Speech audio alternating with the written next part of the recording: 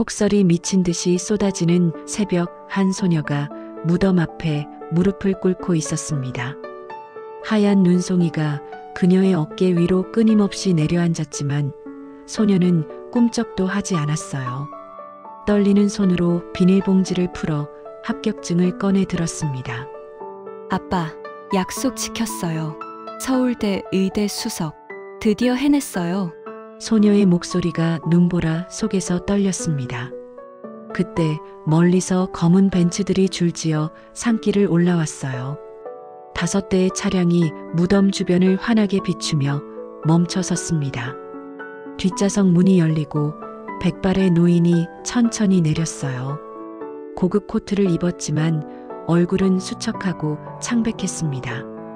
노인이 무덤 쪽으로 걸어가다 소녀를 발견했어요. 그 순간 그의 발걸음이 멈췄습니다. 번개처럼 스쳐가는 깨달음. 소녀의 얼굴이 눈보라 사이로 드러났을 때 노인은 가슴을 움켜쥐었어요. 태준아, 살아있었다면 딱 저런 얼굴이었을 텐데. 노인이 그 자리에서 무너지듯 무릎을 꿇었습니다. 고급 코트가 눈 쌓인 땅바닥에 닿았지만 신경 쓰지 않았어요. 경호원들이 황급히 달려왔지만 노인은 손을 내저으며 그들을 막았습니다. 소녀가 천천히 고개를 돌렸어요. 눈물로 범벅이 된 얼굴, 그리고 놀란 눈빛. 두 사람의 시선이 눈보라 속에서 마주쳤습니다. 10년 만의 재회였어요. 이 놀라운 만남 뒤에 숨겨진 비밀이 궁금하시다면 구독과 좋아요 버튼을 눌러주세요. 매일 저녁 8시 놀라운 반전의 이야기를 전해드립니다. 지금으로부터 5년 전 어느 시골 학교로 들어가 보겠습니다. 강원도 산골 마을의 작은 중학교. 전국 모의고사 날이었습니다. 3학년 교실에는 긴장한 학생들이 잔뜩 긴장한 채 앉아 있습니다. 학생들이 일제히 문제지를 넘기기 시작했어요. 연필 긁는 소리만 조용히 교실을 채웠습니다. 창가 맨 앞자리에 앉은 강윤서는 평소처럼 집중해서 문제를 풀고 있었어요. 하지만 그녀의 얼굴은 유난히 창백했습니다. 윤서가 수학 문제를 풀다 잠시 멈췄어요. 왼손으로 가슴을 살짝 눌렀습니다. 괜찮아. 조금만 참으면 돼. 속으로 되뇌며 다시 문제에 집중했어요. 하지만 숨이 점점 가빠지기 시작했습니다. 옆자리 친구가 윤서를 힐끗 쳐다봤어요. 윤서의 이마에 식은땀이 송골송골 맺혀 있었거든요. 시험 시작한 지 30분쯤 지났을 때였습니다. 윤서가 갑자기 연필을 떨어뜨렸어요. 땅소리가 조용한 교실에 울렸습니다. 감독관이 고개를 들었어요. 윤서는 창백해진 얼굴로 두 손으로 가슴을 움켜쥐고 있었습니다. 윤서의 입술이 파랗게 변하기 시작했어요. 눈앞이 흐려지고 교실이 빙글빙글 돌았습니다. 그 순간 윤서가 책상 위로 쓰러졌습니다. 쿵 소리와 함께 문제지들이 사방으로 흩어졌어요. 학생들이 비명을 지르며 자리에서 일어났습니다. 교실이 순식간에 아수라장이 됐어요. 선생님, 윤서가... 감독관이 황급히 달려왔어요. 윤서는 책상과 의자 사이에 쓰러져 경련을 일으키고 있었습니다.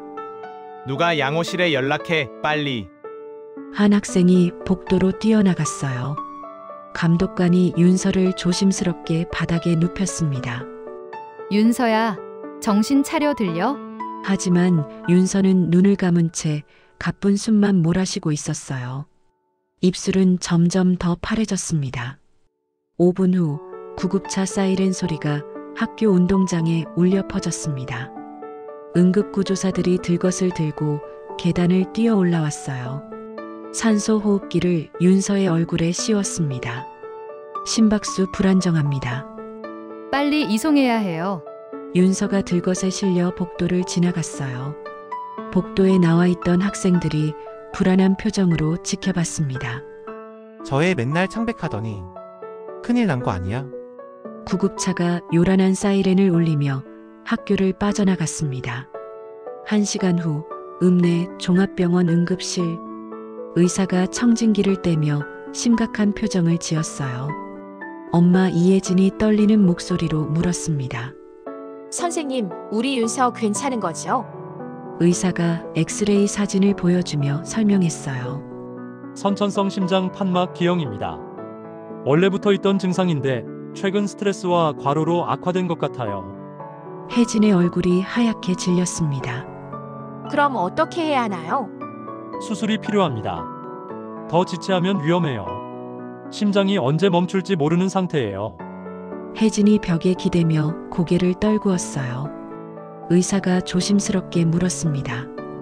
어머니, 윤서의 경우에는 비급여 치료가 많아서 수술 비용은 아마도 1억 이상 나올 것 같습니다. 1억이라는 숫자가 혜진의 귀에 쟁쟁 울렸습니다.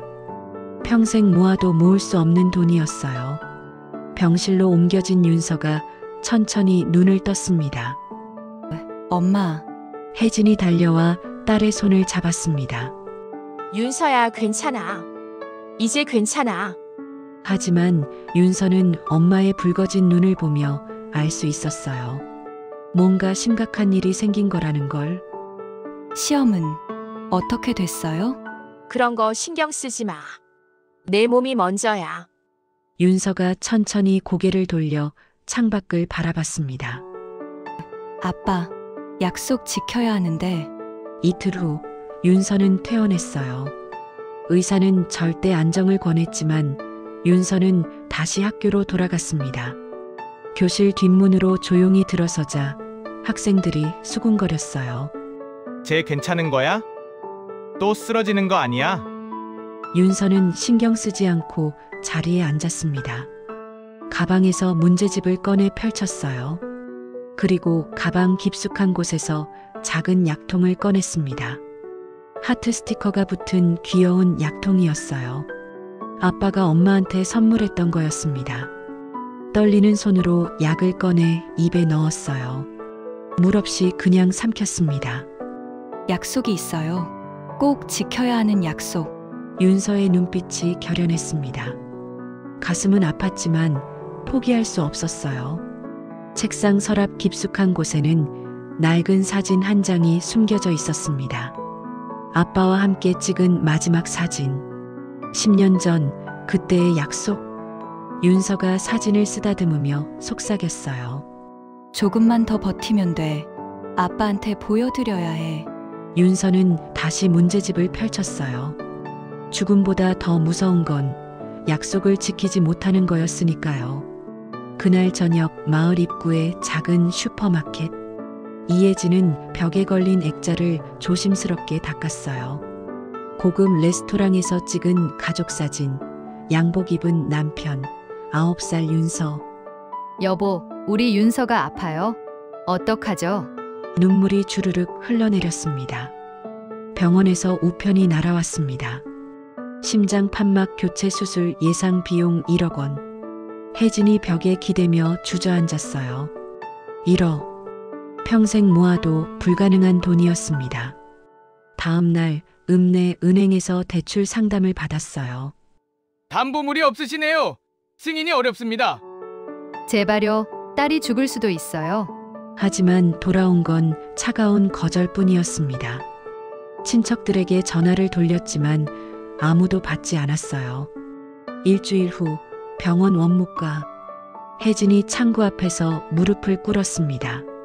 주변 사람들의 시선이 쏠렸지만 신경 쓰지 않았어요. 제발요, 딸 수술만 먼저 해주세요. 제가 어떻게든 갚을게요. 제발 제 딸만 살려주세요. 목소리가 떨렸어요. 눈물이 바닥을 적셨습니다.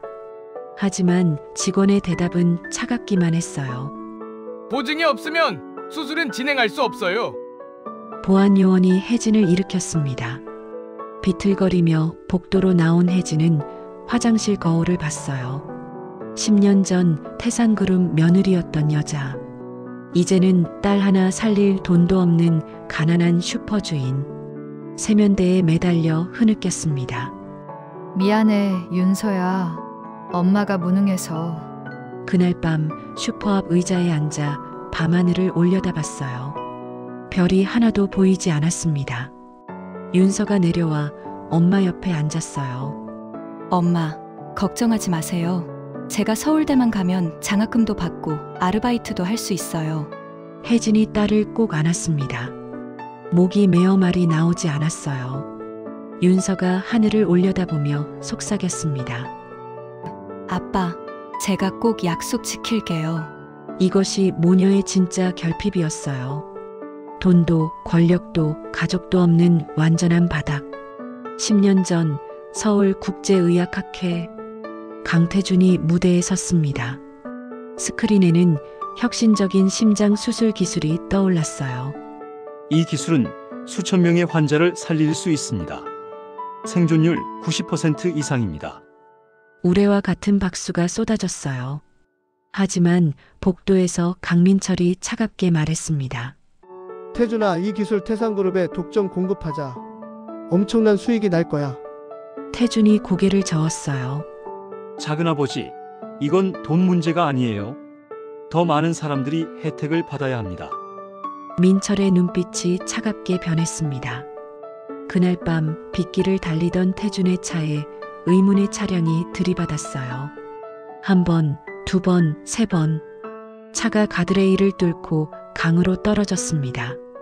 거대한 물보라와 함께요. 이틀 후 장례식장. 강철민이 혜진에게 봉투를 내밀었어요. 위로금 5억 원이야. 윤서는 우리가 키운다. 당신은 빈손으로 나가. 혜진이 경호원들에게 끌려나갔습니다. 9살 윤서가 울부짖었어요. 엄마! 엄마!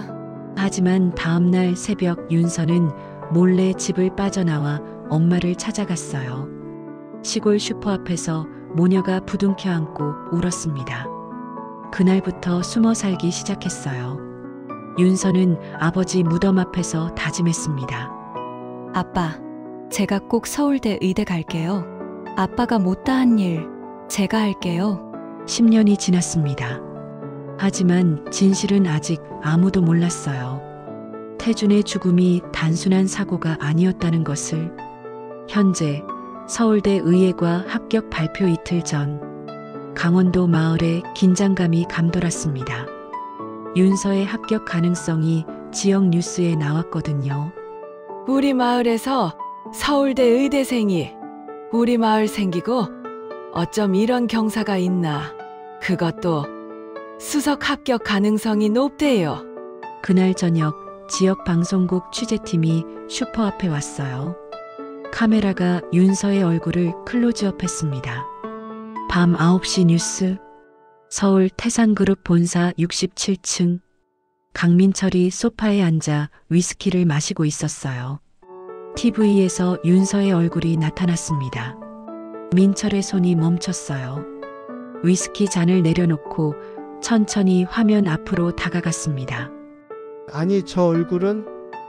윤서는 10년 전 강태준의 어린 시절과 똑같았어요. 특히 그 눈매가. 법무팀장 당장 올라와. 저 학생 신원 조회해. 20분 후 서류가 올라왔습니다. 성명 강윤서, 부 강태준 고인, 서울대 의예과 수석 합격 예정. 민철이 소파에 주저앉았어요. 10년 동안 살아 있었어. 만약 형님이 저 아이를 알게 되면 그룹 승계는 물 건너가.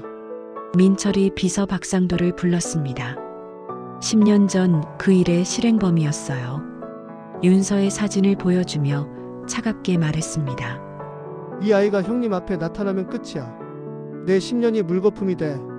상도가 민철의 눈치를 살폈어요. 저 아이 살아있으면 안 돼. 조용히 처리해. 흔적 남기지 말고.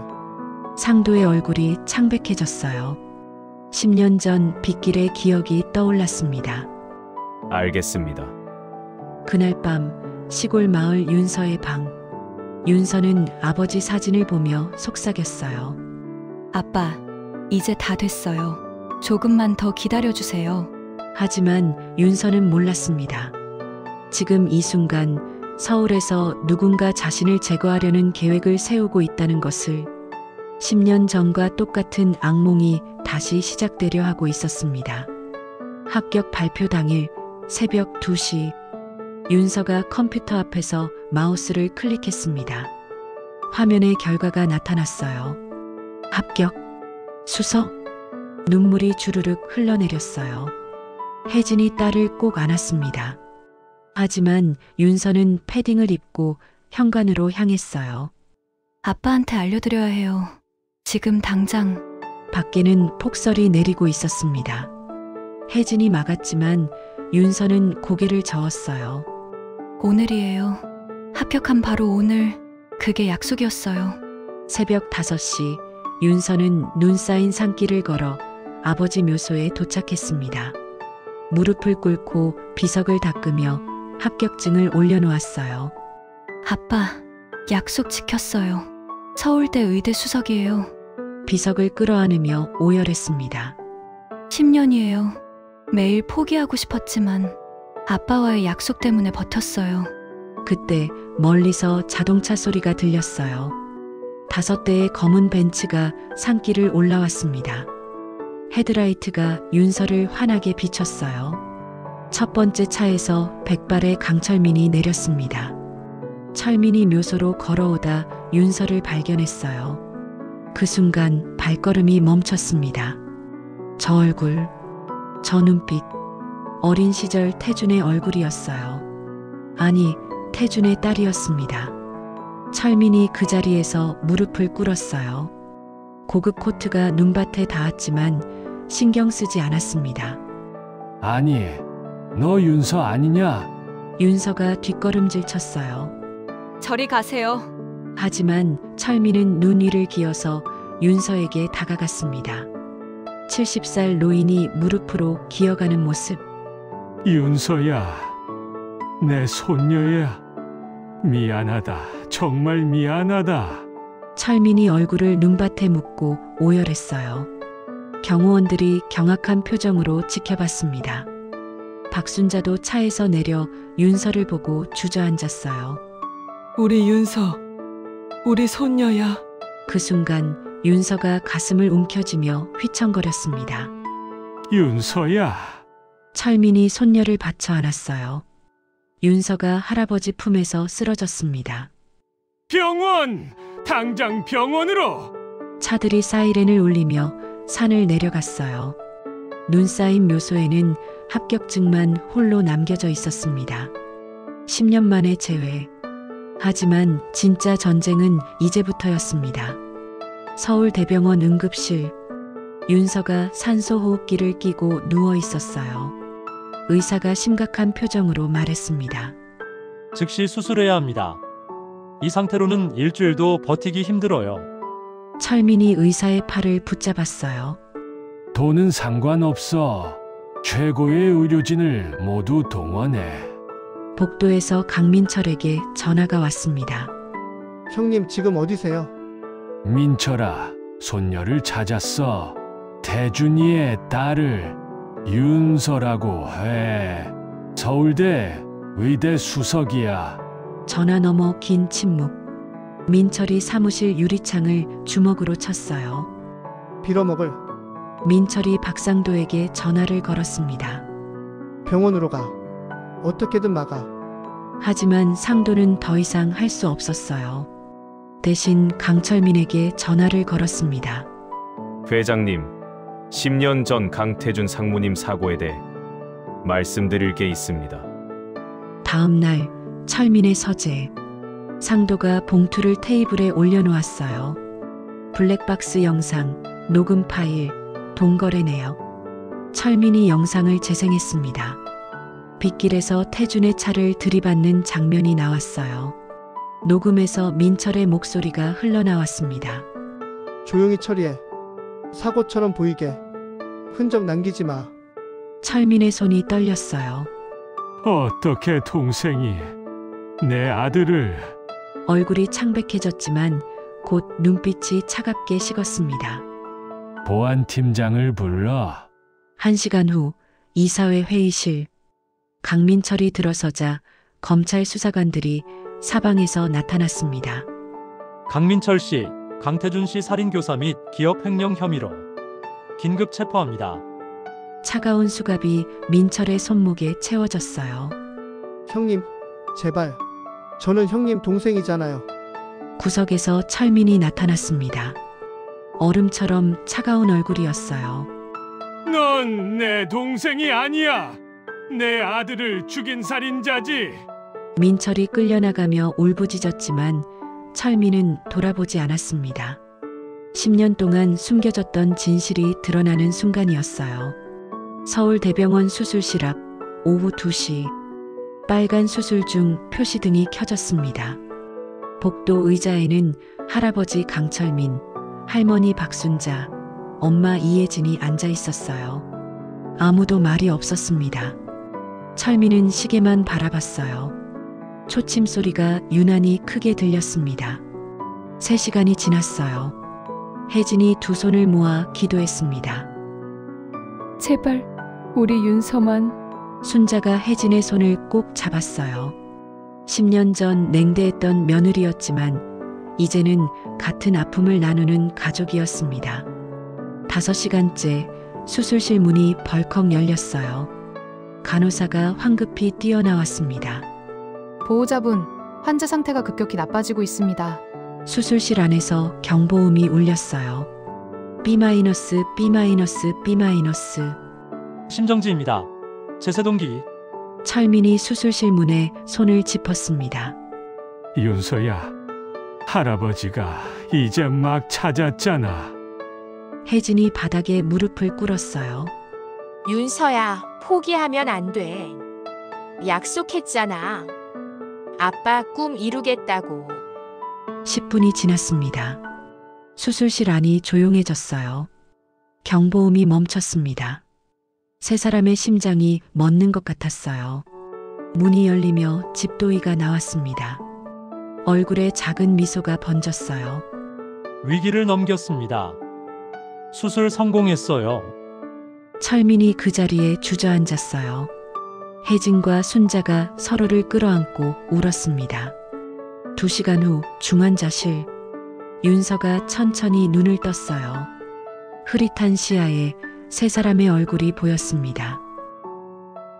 엄마, 다 끝났어, 윤서야. 이제 괜찮아. 윤서가 작은 목소리로 말했어요. 제가 꿈 꿨어요. 아빠를 만났어요. 할아버지를 용서하라고 했어요.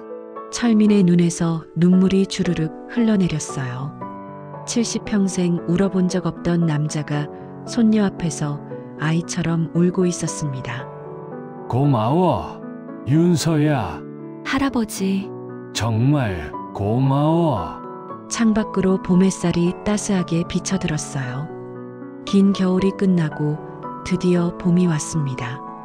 철민이 속삭였어요. 태준아, 내 딸 지켰다. 이제 편히 쉬어라. 병실에는 조용한 평화가 찾아왔습니다. 10년 만에 찾아온 진짜 가족의 시간이었어요. 1년 후 서울대학교 의과대학 입학식. 강당 안은 새내기들과 가족들로 가득했습니다. 단상에는 학장이 서 있었어요. 이제 신입생 대표의 인사 말씀이 있겠습니다. 강윤서 학생, 나와주세요. 박수 소리가 터졌어요. 하얀 블라우스를 입은 윤서가 무대로 걸어 나왔습니다. 1년 전과는 완전히 달랐어요.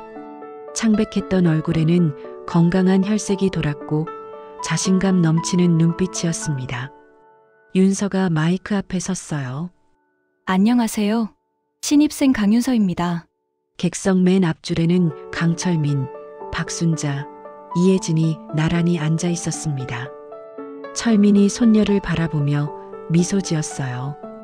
1년 전만 해도 상상할 수 없던 광경이었습니다. 저는 10년 전 아버지와 약속했습니다. 서울대 의대에 가서 아버지가 못다 하신 일을 이어가겠다고. 윤서의 목소리가 떨렸어요. 그 약속을 지키기까지 정말 힘들었습니다. 포기하고 싶었던 순간도 많았어요. 혜진이 손수건을 꺼내 눈가를 닦았습니다. 하지만 저를 포기하지 않은 사람들이 있었습니다. 엄마, 할아버지, 할머니. 윤서가 가족들을 바라봤어요. 이 자리는 저 혼자만의 것이 아닙니다. 저를 지켜준 모든 분들의 승리예요. 우레와 같은 박수가 쏟아졌습니다. 입학식이 끝난 후 네 사람은 아버지의 묘소를 찾았어요. 하늘에서는 눈송이가 조용히 내리고 있었습니다. 윤서가 하얀 의대생 가운을 입은 채 무릎을 꿇었어요. 합격증을 비석 위에 올려놓았습니다. 아빠, 약속 지켰어요. 이제 저도 의사예요. 목소리에는 더 이상 슬픔이 없었어요. 자랑스러움과 감사함만 가득했습니다. 철민이 손녀 옆에 무릎을 꿇었습니다. 태준아, 내 딸이 정말 대단하게 컸다. 아빠가 자랑스러워하겠지. 순자와 혜진도 나란히 무릎을 꿇었어요. 네 사람이 손을 맞잡았습니다. 진짜 가족이 된 순간이었어요. 윤서가 가방에서 카메라를 꺼냈어요. 가족 사진 찍어요. 아빠도 같이요. 삼각대를 설치하고 타이머를 맞췄습니다. 네 사람이 묘비를 중심으로 옹기종기 모여 앉았어요. 찰칵! 셔터 소리와 함께 순간이 영원히 기록됐습니다. 사진 속 네 사람의 얼굴에는 행복한 미소가 가득했어요. 철민이 사진을 보며 중얼거렸습니다. 이제야 진짜 가족 같네. 윤서가 할아버지의 손을 꼭 잡았어요. 처음부터 가족이었어요. 할아버지, 우리가 몰랐을 뿐이죠. 눈송이가 네 사람 위로 포근히 내려앉았습니다. 1년 전 그날도 눈이 내렸었죠. 하지만 그때의 눈은 차갑고 슬펐어요. 지금의 눈은 달랐습니다. 따뜻하고 희망적이었어요. 윤서가 하늘을 올려다봤습니다. 아빠 보고 계시죠? 저 이제 행복해요. 정말 행복해요. 바람이 불어와 눈송이를 흩날렸어요.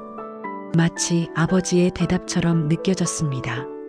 네 사람은 천천히 산을 내려갔어요. 서로의 손을 꼭 잡은 채로요. 멀리서 보면 한 폭의 그림 같았습니다. 10년 만에 다시 만난 가족. 눈 내리는 길 위를 함께 걷는 모습. 이것이 진짜 가족이었어요. 피가 아니라 사랑으로 이어진 가족. 고통을 함께 나누고 슬픔을 함께 이겨낸 가족. 그리고 이제 행복을 함께 나눌 가족이었습니다. 가족이란 무엇일까요? 같은 피를 나눈 사람들일까요? 아니면 진심으로 서로를 지켜주려는 사람들일까요? 강윤서는 10년 동안 혼자 싸웠습니다. 하지만 마지막 순간 진짜 가족이 그녀를 지켜줬어요. 때로는 멀리 돌아가는 길이 더 아름다운 법입니다.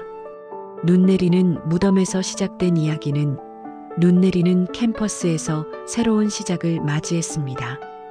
여러분의 가족은 안녕하신가요? 오늘 사랑하는 사람에게 전화 한 통 해보는 건 어떨까요? 이 이야기가 여러분 마음에 작은 울림을 남겼다면 구독과 좋아요 부탁드립니다.